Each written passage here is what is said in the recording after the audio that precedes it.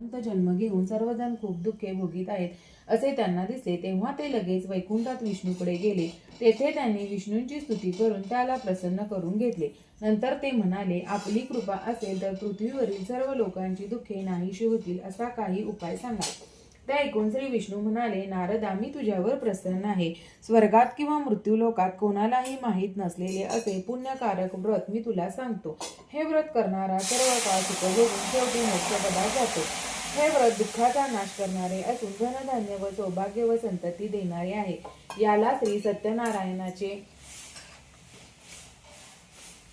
व्रत असे म्हणतात. सूर्यास्तानंतर 2 तासात केव्हा तरी सत्यनारायणाचे पूजन करावे. केळी, दूध, तूप, साखर व रवा हे सर्व समप्रमाणात सव्वाच्या मापाने सव्वा पावशेर, सव्वा अडशेर, सव्वा किलो घेऊन त्याचा सत्यनारायणाला अर्पण करावा. आपले बंधू बांधव, परिवार यांच्यासह श्री सत्यनारायणाची कथा ऐकून तीर्थप्रसाद घ्यावा. नंतर सर्व